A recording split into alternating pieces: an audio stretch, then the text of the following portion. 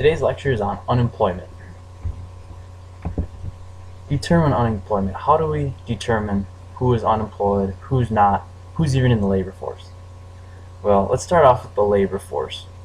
The U.S. civilian labor force, a person would be considered in the labor force if they have a job or they're looking for a job, they're at least 16 years old, they're not serving in the military or they're institutionalized, so they're in some sort of hospital arrangement for example, somebody mentally unstable or something like that.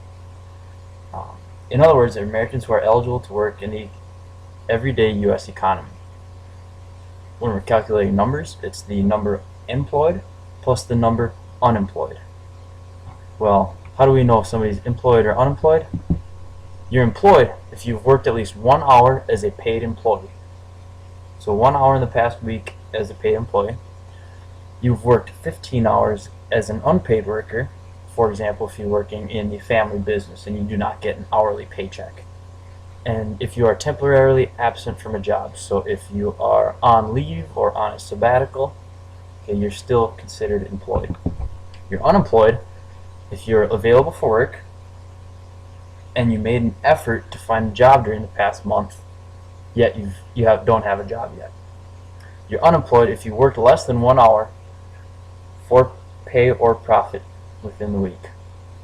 And you're unemployed if you worked in a family business without pay for less than 15 hours a week. So those are all categories if you are employed or unemployed.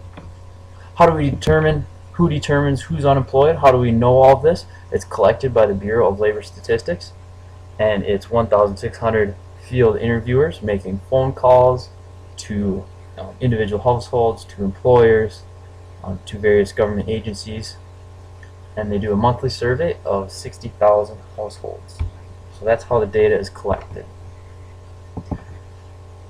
There are 3 types of unemployment, and this is crucial in looking at unemployment. We need to know why people are unemployed, because when determining a solution, whether it's the government or society in general, we need to know why people are unemployed and the causes of it.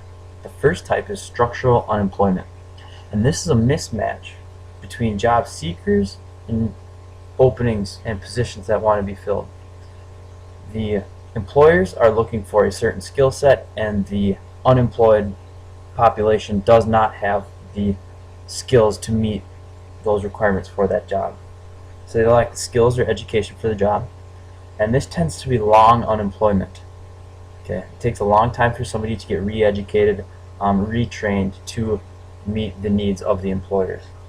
And oftentimes structural unemployment results because a job becomes obsolete. So something like the sewing industry became obsolete once machines and robots could do the sewing for garments and clothes. The second type is frictional unemployment, and this is short-term unemployment, and this is people temporary out of a job but looking for work. People who just got fired and are looking for work if they got laid off recently and they're quickly looking for another job. Potentially they quit, but they're looking for another job. So this is very short-term unemployment. And the last type of unemployment is cyclical unemployment. And this is periodic unemployment caused by fluctuations in the business cycle.